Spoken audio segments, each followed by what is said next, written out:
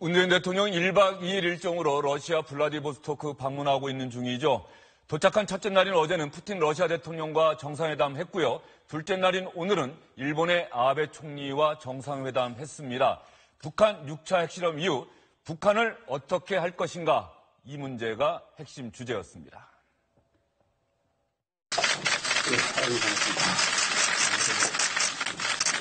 반갑습니다. 요즘 자주 뵙고 또 통화도 하고 해서 좋습니다. 북한의 계속되는 도발 때문에 일본 국민들도 또 우리 한국 국민들도 많은 걱정을 하게 되었습니다. 일본 국민들께 이거 말씀을 전합니다. 그리고 또 그런 만큼 한국과 일본 양국의 긴밀한 공조가 더욱더 절실해졌다고 생각됩니다. 오늘도 북핵 문제 대응 방안을 심도 있게 협의하지 않을 수 없는데, 오늘은 그것에 더해서 경제 협력을 비롯해서 양국 간의 여러 분야의 협력을 증진시킬 수 있는 그런 방안까지도 좀 이제 구체적인 협의를 시작해 나갔으면 합니다. 北朝鮮による相次ぐ挑発行動はこれまでにない深刻かつ重大な脅威であります。日韓そして日韓米は緊密に連携してきており、これからも緊密に連携して対応していきたいと思います。また、様々な分野で交流を進め、未来志向の新たな日韓関係を共に築いていきたいと思います。 문재인 대통령과 일본의 아베 총리, 일단 분위기는 좋아 보입니다. 박상원 정치평론가, 박창환 장한대 교수, 윤춘호 SBS 논설위원 세 분과 함께 이야기 나눠보도록 하겠습니다. 먼저 윤춘호 논설위원. 네. 일단 문재인 대통령과 일본의 아베 총리, 당연히 북한의 6차 핵실험 이후 북한에 대한 압박과 제재 동의했겠죠? 당연히 동의할 수밖에 없는 사안이고요. 안보 문제 관련해서는 문재인 대통령하고 아베 총리가 어떻게 보면 같은 배를 탄 운명 공동체 같은 느낌이 있어요. 그리고 북한의 위협이 고조되면 고조될수록 한일 간의 이런 안보 협력, 이 부분은 강조될 수밖에 없기 때문에 두 사람의 만남이 화기애애할 수밖에 없는 그런 상황이기도 하고요. 그래서 오늘 정상회담에서도 북한에 대한 강도 높은 제재와 압박을 위해서 지금 관건이 되고 있는 러시아에 대한 설득 작업, 이것을 두 정상이 공조해서 좀 더 강화해 나간 쪽으로 이렇게 합의를 했고요. 그다음에 앞에서 아베 총리 발언에서 나왔습니다만은 두 나라가 안보 문제 외에도 다른 분야에서도 미래지향적인 관계를 이루어 나가자라고 하는데 합의를 했습니다. 한일 위안부 합의를 비롯한 과거사 문제는 쟁점하지 않겠다, 이런 얘기도 있었다고 하는데 어떤 내용으로 발표가 된 겁니까? 예, 그거와 관련 표현은 과거사 문제는 안정적으로 관리하자라고 이렇게 표현이 돼 있었어요. 안정적으로 관리하자라는 것은 소녀상 문제랄지 위안부 문제랄지 그다음에 징용 배상 문제랄지 여러 가지 폭발성이 강한 그런 이슈들 있지 않습니까? 그런 이슈들이 지금의 두 나라 협조 관계를 해치는 것을 두 나라 정부가 원치 않는다고 하는 것을 확인한 것이고요. 그렇기 때문에 이 부분과 관련해서 과거사 문제가 이전 정부에서 문제가 됐던 것처럼 아니면 현 정부 초기에 문제가 됐던 것처럼 어떻게 돌발하는 그런 상황은 가급적이면 회피하려고 하는 노력이 두 나라 정부 사이에서 있지 않을까, 이렇게 예상이 됩니다. 그 점이 바로 문재인 정부와 박근혜 정부의 결정적인 차이 같아요. 일본을 대하는 자세. 일단 여러 가지 과거사 문제는 정리가 안 된 채로 남아있지만 보다 큰 위협에 이제 한국과 일본이 같이 맞닥뜨려 있는 것 아닙니까? 그게 이제 북한 핵 문제죠. 북핵 문제이기 때문에 북핵 문제는 생존의 문제이기 때문에 생존의 문제에 대해서 일본과 한국의 어떤 위기를 공유하는 구조 속에서 과거사 문제는 일단 좀 봉합할 수밖에 없는 구조가 당연한 것 아닌가, 이런 생각이 듭니다. 예. 박창환 교수님은 어떻습니까? 문재인 대통령의 새로운 대일본 접근 방법 어떻게 평가하세요? 저는 기본적으로 한미일 공조의 사실 결과물이 위안부 합의였습니다. 그러니까 미국이 일본을 통한 동북아의 군사 패권, 이를 갖다가 주도하지 않았습니까? 그것이 우리 정부의 압력으로 와서 위안부 합의가 된 건데 우리가 한미일 공조 필요하죠. 근데 한미일 공조가 우리의 이익과 반할 때도 있다라는 게 가장 대표적인 예가 위안부 합의였던 거죠. 이제 그런 점에서 우리가 우리의 실리 또 우리의 이익을 지키는 가운데서 관리해야 된다는 점이 어려운 지점인데 위안부 합의에 대해서는 국민적으로 반대 여론이 높았고요. 또 지금 정부에서도 마찬가지입니다. 그렇지만 한미일 공조라고 하는 기본 구조는 그대로 가야 되는 거죠. 왜? 공동 운명체로서 북핵 문제가 뚜렷하게 위협이 되기 때문입니다. 그런 점에서 지금은 잠시 그런 과거사 문제는 좀 수면 아래로 일단 놔두고 이 문제가 어느 정도 해결되면 그때 가서 발전적인 걸로 다시 이야기하자. 이렇게 관리지 공언했던 그 위안부 합의를 갖다가 인정할 수 없다라고 하는 말을 바꾸는 건 아니거든요. 좀 그런 점에서 문재인 정부가 실리를 챙길 건 챙기고 그러면서도 한미일 공조를 할 부분을 하는 그런 그 스탠스를 잘 유지하고 있다고 봅니다. 문재인 대통령과 일본의 아베 총리 대북 원유 공급 중단까지 포함하는 초강력 대북 제재에 러시아도 찬성할 수 있도록 푸틴 대통령 설득해 나가자 이렇게 의견을 모으기도 했습니다.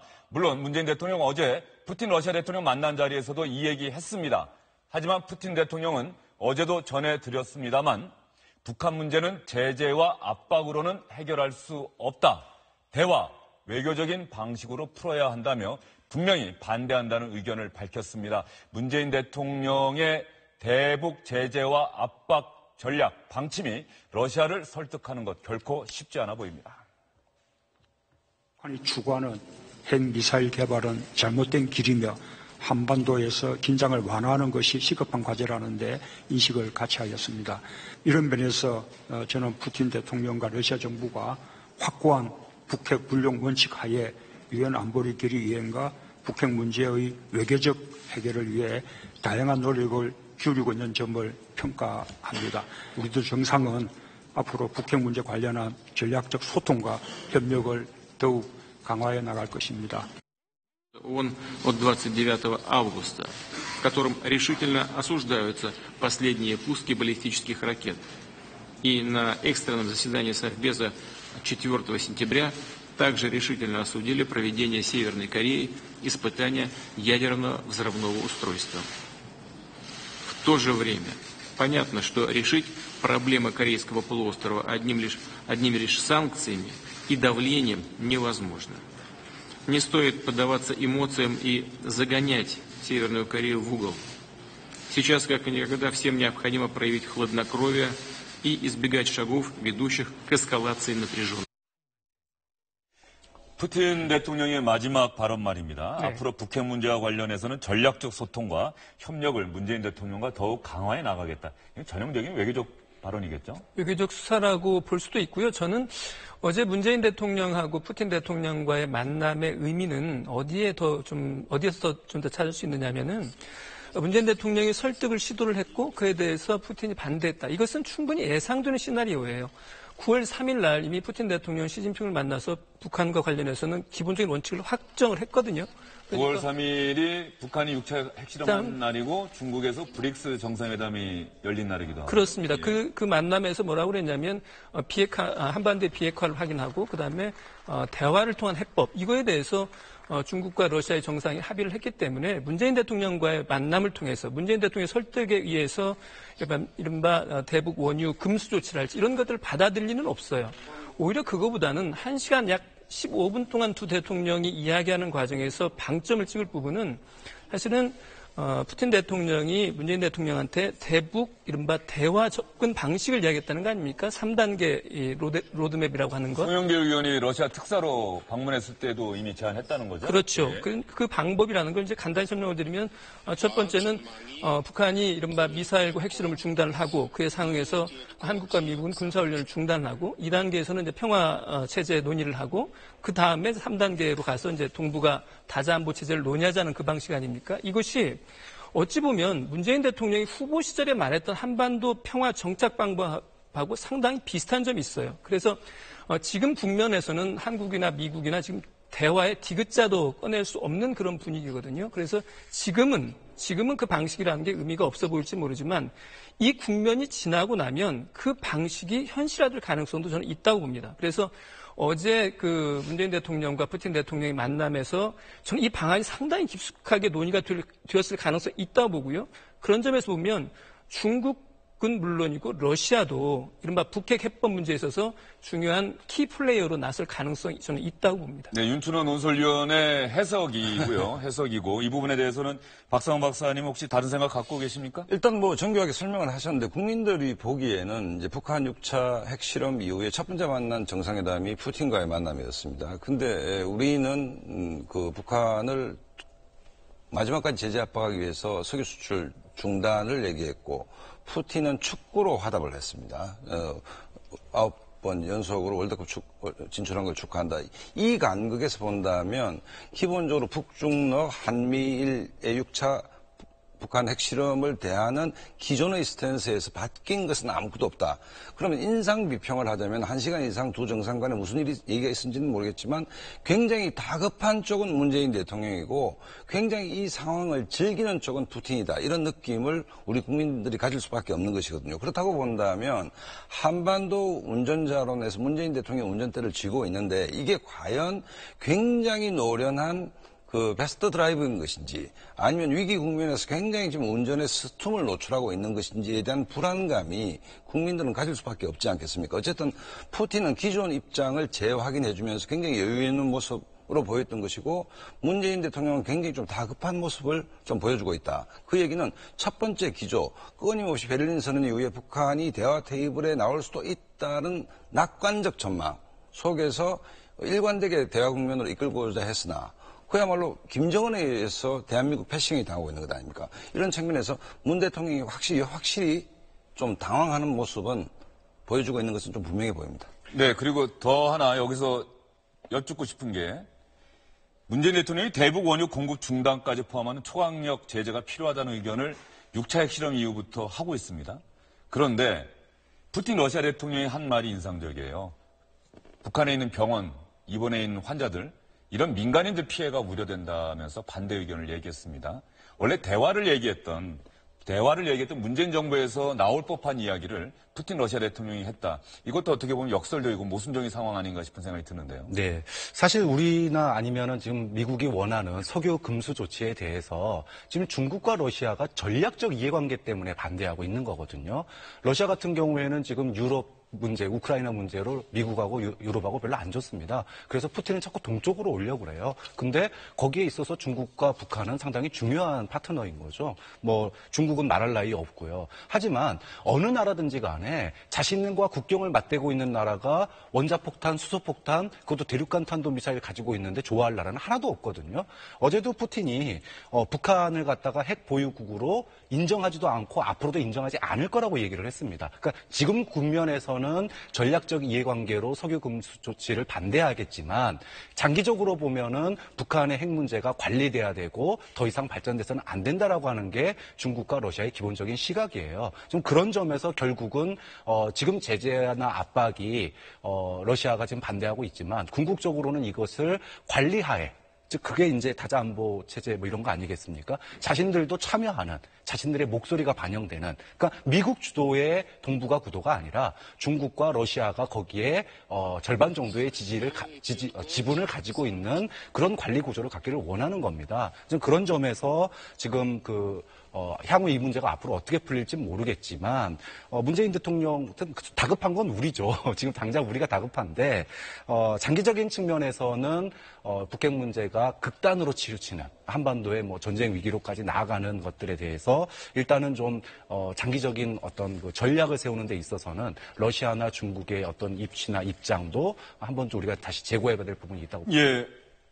문재인 대통령, 시진핑 중국 국가주석, 6차 핵실험 이후에 트럼프 대통령, 아베 총리와는 전화통화도 하고 만나게 됐고, 네.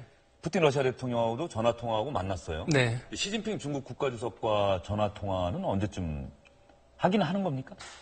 글쎄, 저 청와대 담당자가 아니라서 할지는 모르겠습니다만은 그 질문에 대해서 정확하게 답은 드릴 수 없지만 분명한 것은 대화의 필요성, 통화의 필요성은 굉장히 크다는 거죠. 그다음에 그럴 필요성이 있다는 걸 우리 당국자들이 모를 리 없고요. 그럼에도 불구하고 지금 사실은 통화를 못하고 있는 그런 상황이라고 봐야 되지 않을까 싶습니다. 더군다나 이제 오늘 사드가 추가로 이제 배치가 사실은 이제 끝나지 않았습니까? 이런 상황이라고 그런다 그러면 올해 안에는 사실은 한국과 중국의 정상이 만나는 모습을 보기가 대단히 어려운 것 아닌가 하는 생각이 들고요. 그렇게 보면 지금 문재인 대통령은 트럼프 대통령한테는 유화적 태도를 보이고 있다라고 비난을 받은 게 사실이고요. 그다음에 러시아 푸틴 대통령한테는 면전에서 사실은 또 제안한 것을 거절을 당했고, 그다음에 중국으로부터는 지금 사드 보복 당하고 있고, 그다음에 지금 뭐 만나기도 쉽지 않고 전화 통화도 잘 안 되는 이런 상황이기 때문에 4강 외교라고 하는 측면에서 보면 일본을 제외하고는 사실은 사면 초과예요. 사면 초과이기 때문에 굉장히 어려운 어떤 그 외교 안보적 그런 고립 상태라고도 볼 수 있는 그런 거라고 할 수 있겠네요. 예, 지금 청와대에서 나온 얘기는 문재인 대통령과 시진핑 주석의 전화통화 조율 중이긴 하다. 이런 얘기까지는 나왔습니다. 하지만 6차 핵실험이 이루어지고 9월 3일, 오늘 7일, 나흘이 지났지만 아직까지 전화통화는 이루어지지 않고 있고 문재인 대통령은 러시아를 가고 있습니다. 아까 한미일 북중러 이야기하셨어요. 네네. 그리고 유엔에서 초강경 대북 제재안, 김정은의 자산 동결하고 김정은의 해외여행도 금지하고, 그러니까 중국과 러시아도 방문하지 못하게 하자, 이런 초강경 제재안이 나오고 있는데 문제는 역시 중국과 러시아의 찬성 여부인데, 여기서 미국도 설득하지 못하는 중국과 러시아를 과연 한국이, 물론 우리가 당사국이긴 합니다만 한국이 설득해낼 수 있겠느냐, 이것 또한 어떻게 보면은 수사에 그치는 발언 아닌가, 이런 지적도 나올 법한데. 그러니까 이제 우리 안보를 포괄적으로 책임지고 있는 대통령이 유능한 운전자인지 준비가 되는 운전자인지 아니면 정말 초보라는 느낌이 드는 것인지가 굉장히 중요하지 않겠습니까? 아까 사드 문제 말씀하셨는데 지금 이 엄중한 국면에서 외교라는 것은 굉장히 복잡한 미적분의 세계이기 때문에 단순히 산수로 접근해서 이해할 수는 없습니다. 다만 우리 운전대를 잡고 있는 대통령이 안정감 있게 이 상황을 우리가 아무리 약소국이지만 관리하고 있느냐 없느냐의 부분을 국민들이 보는 것이거든요. 사드는 거의 문재인 대통령에게는 잔혹사에 가깝다라고 저는 보는 것이, 기본적으로 후보 시절에 전략적 모호성 얘기를 했습니다. 그다음에 국내법 절차를 따르겠다고 얘기를 했습니다. 중국도 안심을 했겠죠. 결과만 따지고 보면 이 사드 문제를 모호하게 처리함으로써 미국으로부터도 의구심을 자아내게 만들었고 중국으로부터 의구심을 자아내게 만들었던 양강대국이 모호하게 생각하는 그 지점으로 우리 스스로 끌려 들어간 측면이 있습니다, 분명히. 게다가 사드가 오늘 전격적으로 배치됐는데 문재인 대통령이 러시아를 방문 중에 배치가 됐습니다. 이런 측면에서 본다면 물론 지금 위기 국면에서 대통령의 리더십이 중요하고 대통령의 지원을 보내야겠지만 국민적 불안은 북한 핵이라는 문제도 있지만 이 상황을 관리하는 중심인 문재인 정부의 안보 라인이 과연 정말 유능한 프로페셔널한 운전자인지 그야말로 초보 운전자인지에 대한 불안감이 국민적으로 확산되고 있다는 것이죠. 이런 갈팡질팡, 그다음에 좌회전 우회전이 번갈아 나오는 이런 형태의 운전대라면 국민이 불안감이 클 수밖에 없지 않겠습니까? 이 부분에서 어떤 전체적인 기조를 한번 재점검해 볼 필요는 있다는 생각이 듭니다. 박 교수님 생각 어떻습니까? 제 질문은 과연 우리가 중국과 러시아를 설득해낼 수 있겠느냐. 한미일 북중러 이 대결 구도가 점점 더 고착화되고 있는데. 오죽 답답하면 홍준표 대표가 자신이 미국과 중국을 방문하겠다, 문재인 대통령 현 정부 못 믿겠다, 뭐 이런 얘기까지 나오고 있어요. 근데 저는 지금 만약에 보수 정권이 외교안보 라인에 있던 정권을 잡았다 그래서 과연 러시아와 중국을 설득할 수 있을까? 우리가 지금 외통수에 몰려 있다고 생각을 해요. 물론 문재인 대통령이 지금 앞에서 말씀하신 것처럼 사드 문제라든지 또 대화 문제라든지 사실 좌고우면하거나 또는 말 바꾸는 측면이 분명히 있습니다. 하지만 그럼에도 불구하고 지금 이런 북핵 국면에서 우리가 할 수 있는 여지, 카드가 별로 없다라는 거죠. 사실 사드도 그렇고 지금 야당에서 주장하고 있는 전술핵 배치 문제도 그렇고 이게 보면은 한 발짝씩 너무 빨리 가고 있어요. 저는 작년에 사드에 대한 반대 여론이 상당히 있었을 때 만약에 사드를 작년에 배치하지 않고 지금 현 국면에서 북한의 원폭 실험 이후에 지금 사드 국면으로 우리가 한다면 아직도 카드가, 물론 우리가 가지고 있는 카드가 별로 없지만 카드를 갖다가 적절한 시기에 쓰는 것도 중요하다. 일찍 선제적으로 사드 카드 벌써 써버렸고 그럼 이제 쓸 카드가 뭐 있습니까? 전술핵밖에 없거든요. 그럼 전술핵 쓰고 나면 그다음 뭐 할 거냐라는 거죠. 좀 그런 측면에서 우리가 할 수 있는 여지가 별로 없지만 그 여지 가운데서 타이밍, 분위기 이런 걸 봐서 적절하게 쓰는 것도 저는 중요하다고 봅니다. 어제 그 문재인 대통령과 푸틴 대통령 그 정상회담에서 문재인 대통령이 빈손으로 간 건 아니에요.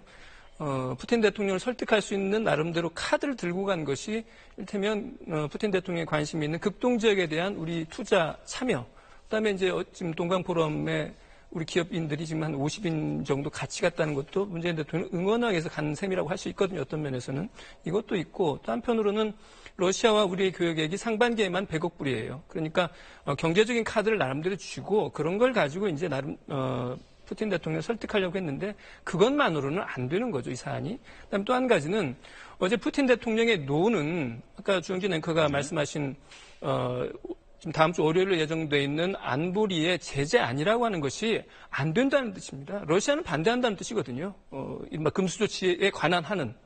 그렇기 때문에 김정은 개인에 대한 뭐 자산 동결이랄지 이런 것들은 어떻게 보면 약간 좀 수사적인 의미가 있거든요. 상징적인 의미가 있는데 그런 것들은 가능하겠지만 안보리에서의 이른바 대북 금수 조치라고 하는 것은 통과될 가능성이 없다라고 단언을 해도 무리는 아닐 겁니다. 아마 그러면 대북 원유 수출액의 뭐 상한을 정하는 방식이랄지 이런 식으로 약간 변형된 방식으로 타협이 이루어질지 모르지만 우리가 말하는 문재인 대통령이 말했던 새로운 차원의 제재, 즉 대북 안전 금수 조치랄지 이런 것들은 우리의 희망사항에 그칠 가능성이 높다고 봐야죠. 문재인 대통령 취임한 지 이제 넉 달이 다 돼 갑니다. 그동안은 새로운 소통 방식, 겸손한 모습 이런 모습들을 통해서 상당히 높은 국민적 지지 받았습니다만 이제부터 문재인 정부의 능력 또 문재인 대통령의 리더십 본격적인 시험대에 오른 그런 모습입니다. 북한의 6차 핵실험 이후 북한의 계속되는 핵과 미사일 도발 이후 조성된 한반도의 긴장 상황을 문재인 대통령과 문재인 정부가 과연 어떻게 조정해 나갈 수 있을지 앞으로 모든 국민들이 관심을 갖고 주목할 것 같습니다. 무거운 소식 전해드렸는데요. 문재인 대통령과 푸틴 러시아 대통령 만나서 북한 문제만 얘기를 한 건 아닙니다. 상당히 재밌는 모습도 연출이 됐는데 공동 발표 현장이 순식간에 웃음바다가 되기도 했다고 합니다. 무슨 일이 있었길래 웃음이 터져나왔을까요? 감사드립니다. 고맙습니다.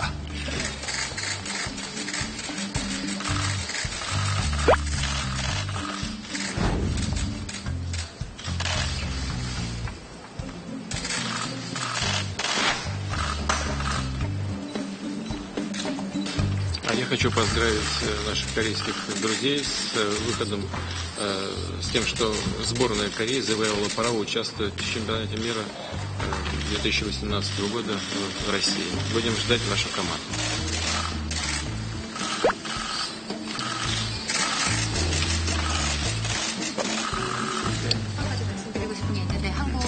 축구대표팀이 어제 러시아 본선에 진출하게 됐습니다. 그래서 축하드리고요. 러시아에서 또 높을 수 있기를 바라겠습니다. 감사합니다. 예.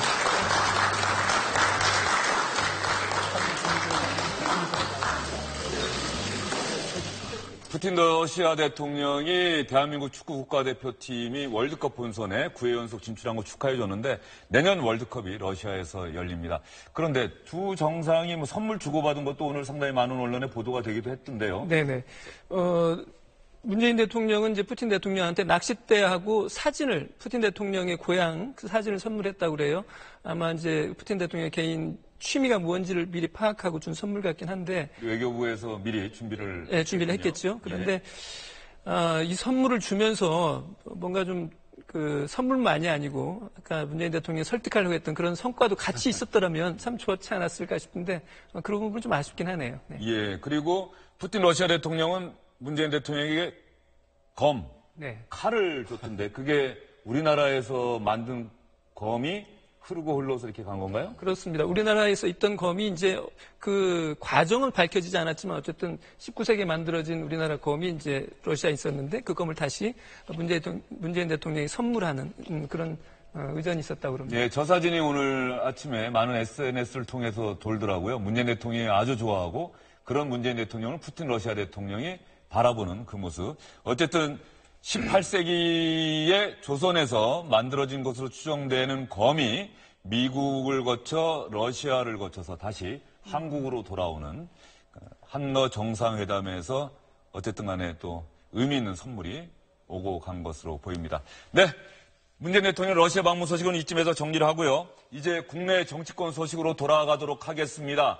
오늘 단연 화제는 바른정당의 이해운 대표 수천만 원대 금품을 받았다는 의혹을 받고 있는데요. 결국 스스로 바른정당 대표 자리에서 물러났습니다. 대표가 된 지 74일 만입니다. 저는 오늘 바른정당 대표직을 내려놓겠습니다. 저의 불찰로 많은 심려를 끼쳐드린 점 진심으로 사과드립니다. 다만 실질적인 진실은 조만간 명명백백히 밝혀질 것입니다. 소임을 다하지 못하고 중요한 시기에 많은 숙제만 남겨놓은 채 대표직을 떠나게 돼서 머리 숙여 사과드립니다. 이번에 제기된 의혹은 저로서는 참 억울한 요명이지만 모든 진실과 저의 결백을 검찰에서 떳떳하게 밝히겠습니다. 그리고 국민 여러분, 당원 동지 여러분, 저 개인의 부족함을 꾸짖어 주시되 저희 바른정당은 개혁보수의 길을 굳건히 갈 수 있도록 도와주시기를 간절히 호소드립니다. 이해운 대표 본인은 많이 억울한 것 같기는 합니다. 억울하긴 한데 참 이재훈 대표의 오늘 낭만은 이해운 의원 본인의 좌절이기도 하고 사실은 새로운 보수를 만들고 세워나가겠다고 하는 그러한 세력으로서의 바른정당의 좌절이라는 생각이 들더라고요. 지금 이해운 대표 얼굴이 좀 많이 좀 부석해 보이죠. 아마 본인도 굉장히 아픈 하루가 아닌가 싶습니다. 예, 이해운 대표 낭마, 박상원 박사님은 바른정당 안에 친한 분이 많죠? 네. 예, 어떻게 예견됐던 일인가요? 예, 지난주 토요일 아마 바른정당 의원들이 굉장히 좀 분주하게 움직였고, 들려온 얘기는 월요일쯤 이해원 대표가 사퇴를 하지 않겠나, 뭐 이런 얘기가 있었는데, 또 갑자기 이제 또 음모론이 또 나오기도 했습니다. 뭐 예를 들어서 자강론자들을 무너뜨리기 위한 뭐 통합론자들의 정치적 음모가 있지 않냐, 뭐 이런 얘기도 있었는데, 어쨌든 이해원 의원이 굉장히 아픈 부분이 당내 지원 사격이 거의 없었습니다. 당대표였음에도 불구하고. 뭐 그런저런 상황에서 이제 굉장히 악성이었고, 그 바른정당 내부는 지난주부터 이해운 대표의 사퇴를 기정사실화하고 그 다음 체제를 어떻게 갖고 가는 것이 이제 바른정당의 살 길인지에 대해서 굉장히 고민들이 많았고 그 고민이 지금까지 이어져 오는 것 같습니다. 예. 그래서 지금 바른정당 안팎에서는 이제 다음은 누가 바른정당을 책임져야 할 것이냐. 그러다 보니까 시선은 유승민 전 대선 후보와 또 새누리당 대표를 지냈었던 김무성 의원에게 쏠리고 있습니다. 유승민 의원 기자들이 질문했더니 이렇게 얘기를 했습니다. 그 점은 제가 결정할 문제가 아닙니다. 예. 그 점은 우리 당의 의원님들 또 위원장님들 당의 총의를 모아서 결정할 일입니다. 아직 생각해 본 적 없습니다. 예. 김무성 의원 얘기도 한번 보실까요? 유승민 의원과 거의 입이라도 맞춘 것 같습니다. 똑같습니다. 제가 결정할 문제가 아닙니다. 중의를 모아서 결정할 문제입니다. 박 교수님. 네. 바른정당이 비상대책위원회 체제로 전환해서 독자적인 생존의 길 계속 갈 것이다. 아니다. 자유한국당 안에서 통합론 슬슬 나오고 있는데 박근혜 전 대통령 출당 문제 정리되고 친박 핵심 인사 문제 정리되면은 다시 합치는 것 아니냐. 박 교수님 어떻게 보십니까? 저는 지방선거 전에 합칠 가능성은 그다지 높다고 보지 않습니다. 사실 국민의당도 없어질 위기냐, 뭐 이런 위기, 절제절명의 위기 순간이 있었어요. 하지만 자신들이 정당, 제3정당으로 표방한 것을 지키자, 이런 것으로서 안철수가 결국 등판해서 제3당으로 남았지 않습니까? 저는 바른정당도 지금 이해운 대표의 낙마로 이어지는 위기지만 유승민 대표라든지 또 김무성 의원이라든지 이런 분들이 지금 어느 한쪽으로 예를 들어 자유한국당으로 다시 돌아간다던가 아니면은 또는 국민의당과 무슨 뭐 정책연대를 한다던가 또는 통합한다던가 이런 뭐 변수를 아직은 고민할 때가 아니다. 그런 변수를 고민하더라도 그것은 당이 어느 정도 모습을 추스리고 정상적인 범위에 몸값도 올라가는 거 아니겠습니까? 그렇기 때문에 지금 이게 빠른 국면으로 뭐 어디로 통합한다 이런 논으로 흘러가기에는 지금 이번 이해운 당대표의 낭만은 상당히 뼈아프다. 좀 그런 점에서 당분간은 당을 추스리는데 당을 추스리려면 결국은 국민의당처럼 오너가 나서야 되는 거거든요. 정치력이 있는 또는 무게감이 있는 사람이 나서야 됩니다. 그런 점에서 저는 유승민, 김무성 두 분, 특히 유승민 전 후보가 나서는 게 바른정당을 위해서도 맞다고 봅니다. 바른정당에서 비상대책위원회 체제로 전환하는 방안이 유력시되고 있는 것 같긴 한데 네. 혹시 뭐 전당대회를 다시 연다 이런 얘기도 좀 논의가 되고 있습니다. 전당대회를 여는 쪽은 그렇게 말하는 사람은 적은 것 같습니다. 적은 것 같고요. 지금 일단 정기국회 중이라고 하는 사실을 고려하지 않을 수 없고요. 그다음에 또 전당대회를 열었을 경우에 이제 이른바 표대결로 따른 당 분열 양상이 노출될 수 있는 가능성도 있고 그렇기 때문에 새로운 당대표를 뽑는 어떤 그런 이벤트를 하기보다는 당원들의 총의를 모아서 유승민 전 후보가 됐든 아니면 김무성 전 대표가 됐든 아까 말씀하신 대로 당의 책임이 있는 나름대로 일종의 뭐 대주주라고 할 수 있는 그런 의원들이 당을 이끌 가능성이 있다고 보고요. 앞에서 본 것처럼 유승민 의원도 그렇고 김무성 의원도 그렇고 지금 안 하겠다는 얘기가 아니잖아요. 시켜주면 하겠다는 거고 의견을 모아달라. 내가 꼭 해야 된다면 하겠다. 이런 취지 같은데요. 아마 결국은 그 부분도 이제 유승민 의원하고 김무성 의원 간에 뭔가 의견 조율이 사전에 있어야 되지 않을까 싶습니다. 박성원 박사님은 바른정당의 미래 어떻게 보십니까? 글쎄 이제 대체로 지금 또 합리적으로 얘기하시는 분들은 주호영 원내대표가 비대위원장을 맡아서 지난번도 했고요. 안정적으로 관리를 했기 때문에 그 유승민 의원과 김무성 의원을 이제 지원하는 세력 간의 감정의 골이 생각보다 깊기 때문에 주호영 원내대표 체제로 가자는 얘기도 있고 지금 백가쟁명 백화제방입니다. 근데 어쨌든 두 분 간의 앙금이 실제로 자연인 김무성, 자연인 유승민보다는 두 분 간의 앙금이 어느 정도 해소되는 비대위가 됐을 때는 이 바른정당의 미래가 좀 낙관적으로 볼 수 있지만 그 갈등이 잠복된 상태에서 절충적 형태로 나온다면 이 문제는 반복될 가능성이 있는 것이거든요. 그렇기 때문에 이 두 분의 정치력에 좀 기대는 분위기가 바른정당 내에서는 압도적입니다. 바른정당에 왔다가 새누리당으로 간 의원들 있지 않습니까? 네네. 12명인가 13명인가? 그분들과 지금 바른정당에 계신 분들 사이에 또 어떤 얘기가 오고 가는 건 없어요? 그러니까 그 나갔던 분들은 유승민 전 후보에 대한 이제 구원들이 있는 것이죠. 결국은 우리가 탈당을 할 수밖에 없는 그 귀책 사유가 그 당시 후보였던 유승민 의원한테 있다라고 이제 보는 것이고, 그 다음에 이제 이른바 자강론자들은 나간 사람들이 대부분 김무성 당신과 가까운 사람 아니냐, 이제 이런 갈등들인데, 이 문제가 결국은 그 리더십, 두 지도자인데, 두 지도자 간에 얼마만큼 그 마음이 맞아 들어가는 비대위가 되느냐, 아니면 그 문제를 일단 봉합한 채 어떤 제3의 대안을 찾느냐, 이런 정도인 것 같습니다. 정도인 것 같은데, 제가 좀 바른정당에서 안타까운 것은 뭔가 하면, 당론을 모아내는 구조가 아직 취약하지 않냐, 신설정당이기 때문에. 그래서 심지어 비판하는 사람은 바른정당을 20명의 자영업자가 각자 비즈니스라는 지입정당이다, 이런 얘기까지 하는 것이거든요. 그렇기 때문에 위기 때는 단결하는 것이 상도인데, 너무 각자 유능한 분들이 계셔서 그런지 모르겠지만 각자의 정치적 미래는 영민한데 당 자체를 하나로 모으는 어떤 에너지들은 상대적으로 좀 약한 게 아니냐. 이게 신설정당이 갖고 있는 약점 아니냐. 이렇게 비판하는 사람들도 있습니다. 바른정당의 미래, 또 그 부분도 정치권이 주목을 할 것 같습니다. 바른정당과 유사한, 물론 바른정당에서는 당연히 부인하겠죠. 보수 노선을 걷고 있는 자유한국당 소식 여러분께 전해드리겠습니다. 정기국회 일정 참여 거부하고 있습니다. MBC 김장정 사장에 대한 체포영장 발부 이후에 정기국회 일정 참여를 계속 거부하고 있는데 어제는 김포 해병대 제2사단을 찾아갔습니다. 안보 행보를 한 건데요. 문재인 대통령이 외국을 방문하고 있는 기간에는 장외투쟁은 하지 않겠다 이렇게 얘기를 했거든요. 그래서 해병대를 찾아가서 자유한국당은 안보를 중시하는 정당이다 이런 모습 보이는데 주력했습니다.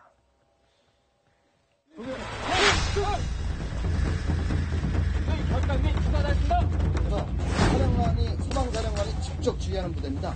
희밀하게 보완시키고 있고 또 그것을 현장에서 국민들이 제일 믿는 부대가 해병대입니다. 잘 알죠. 이 해병대가 최전선 서해 지키는데 국민들이 좀 안심할 수 있도록 경계 좀 철저히 하고 북에서 서해 오도 점령한다고 떠들어졌습니다. 거기에 대해서 경계 철저히 해서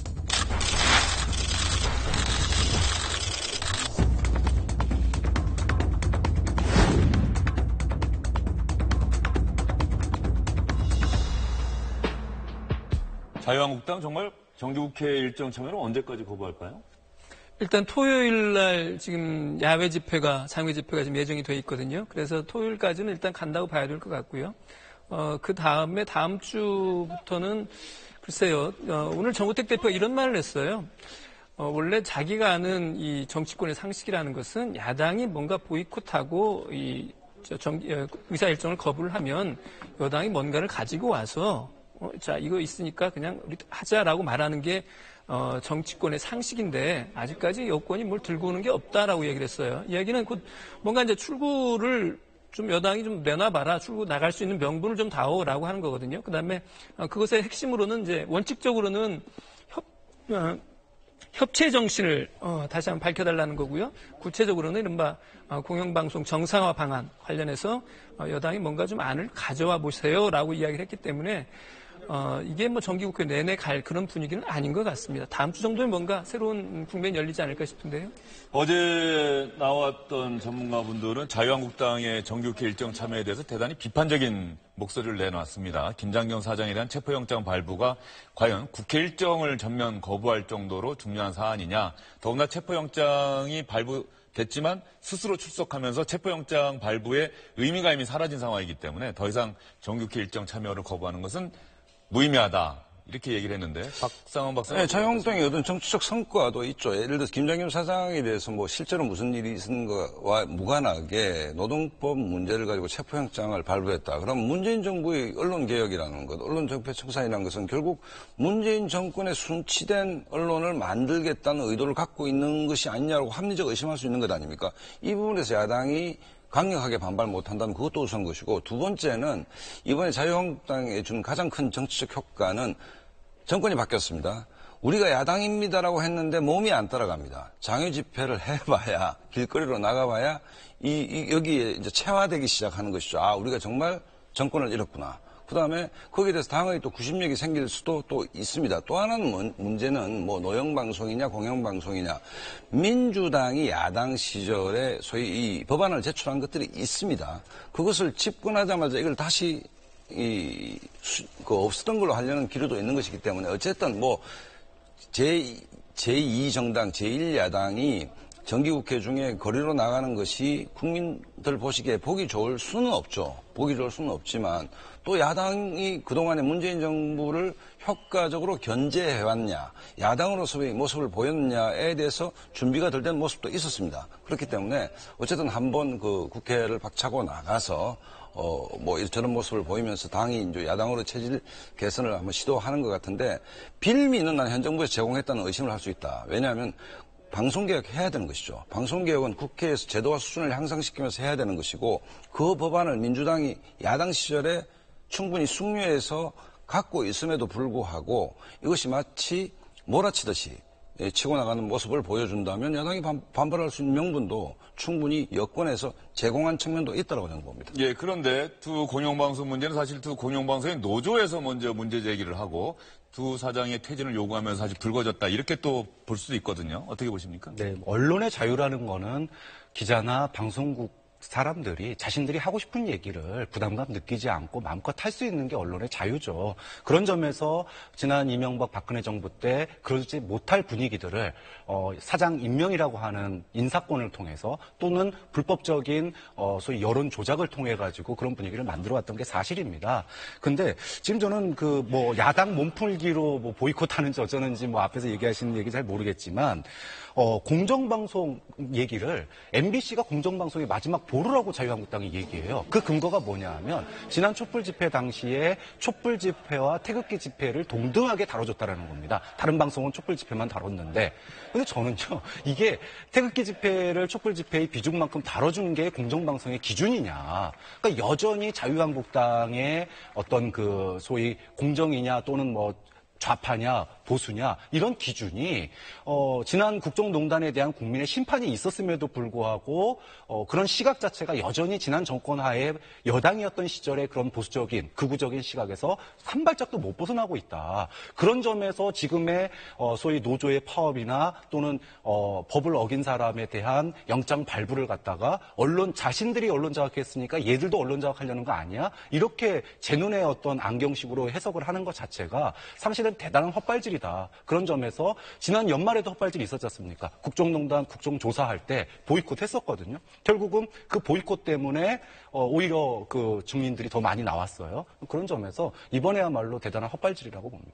예, 지금 박 교수님 말씀하신 것 중에 언론이 권력과 자본 어떤 눈치를 보지 않고 하고 싶은 얘기를 마음껏 할 수 있고 여기서 하나 덧붙인다고 한다면 그게 방송 독립이라고 한다면은 시청자들의 신뢰를 얻을 수 있느냐, 그 얘기에 공감을 얻어낼 수 있느냐, 이 부분은 또 공정방송이라고 할 수 있겠죠. 그런데 우리가 냉정하게 보면 이런 그 혼돈이 짧게는 5년, 크게는 10년마다 지금 좌우로 정권이 바뀔 때마다 반복돼서 일어난 일입니다. 그러니까 예를 들어서 진보 정권이 정권을 잡았을 때는 이런 일들이 일어나고 또 보수 정권이 잡았을 때 똑같은 경우입니다. 그러니까 개별 방송사의 문제라기보다는 두 가지가 필요한 것이 지금 정권을 잡고 있는 것은 문재인 정부입니다. 문재인 정부가 역사에 남고 국민들로부터 박수받기 위해서는 언론과의 불편함을 감내할 수 있는 내공이 있어야 된다는 것이고 그다음에 아까 말씀드렸듯이 민주당이 10년 야당을 하면서 얼마나 서운함과 그다음에 어떤 섭섭함이 많았겠습니까? 그것이 반영된 것이 민주당 구체적으로 얘기하면 한정이었기 때문에 실은 언론의 공공성 강화를 위한 법안들이 있는 것이거든요. 그것을 지금 자유한국당에서는 하자라고 얘기합니다. 하자라고 했는데 여야가 바뀌었다 해가지고 자신들이 야당 시절에 만들어놨던 예를 들어서 MBC 출신 신경민 의원이 대표 발의자도 제가 알고 있습니다. 그러니까 그 안을 가지고 충실하게 야당을 설득하면서 언론의 공공성 강화 방안을 제도화하는 것이 국회의 의무인 것이지 예를 들어서 야당된 것도 억울한데 기본적으로 MBC 사장이 어떤 문제가 있는지 저는 모르겠습니다만 긴급 체포영장을 집행한다라는 뉴스가 나왔을 때 야당 입장에서 이 부분에 정치적으로 반발하지 못한다면 그건 야성이 없다는 비판을 또 받는 것이거든요. 예, 알겠습니다. 지금 말씀하신 부분은 여당과 야당이 예전과 상황과 처지가 달라졌다고 해서 또 말이 달라지는 이런 모습을 똑같이 반복하고 있다는 그런 지적의 말씀이신 것 같은데 여기서 이제 세 분과의 말씀은 여기서 정리를 하도록 하겠습니다. 임춘호 의원 보태신 말씀이 있습니까? 특별히 없습니다. 예. 여기서 정리를 하도록 하고요. 마지막으로 지금 자유한국당의 국회 일정 참여 거부, 또 MBC, KBS 두 공영방송 노조의 파업, 이 관련해서 민주당과 국민의당의 MBC 출신 국회의원들이 7명이 있습니다. 7명이 어제 공동 성명 발표했고요. 이 MBC 출신 국회의원들의 성명 발표에 대한 자유한국당의 반박 논평, 여러분께 들려드리면서 오늘 정치권 소식은 마무리하도록 하겠습니다. 세 분 수고 많이 하셨습니다. 저는 MBC 출신이라는 것이 자랑스러웠습니다. 그런데 오늘 MBC 출신이라는 것이 솔직히 부끄럽습니다. 다시 MBC 출신이라는 것을 자랑스럽게 말하고 싶습니다. 지금 그 사이 탄압의 지역이고 방송을 이렇게 나락으로 퍼뜨린 공범자 중에 핵심인 자유한국당이 국회를 보이콧하고 있습니다. 적반하장으로 이렇게 하는 마술을 피우고 있는데요. 이 마술은 통하지 않습니다. 공영방송을 바로 세우는 일에 저희 MBC 출신 국회의원들이 오늘 한자리에 모였습니다. 공영방송을 바로 세우기 위한 노력에 수많은 그 희생과 또 노력을 가지하는 후배들을 열심히 응원합니다. 그동안 MBC가 노영방송이라는 비판을 받으며 노조만의 방송을 해왔을 때 지금 MBC를 아낀다는 MBC 출신 의원들은 어디서 무엇을 하고 계셨습니까? 진정으로 조직을 아낀다면 지금의 MBC를 두둔할 것이 아니라 노영방송에서 공영방송으로 가는 길을 힘겹게 걷고 있는 후배들을 격려하고 이런 과정들이 MBC, KBS가 진정으로 국민들께 신뢰받고 사랑받을 수 있는 방송으로 거듭나는 계기를 바라야 할 것입니다.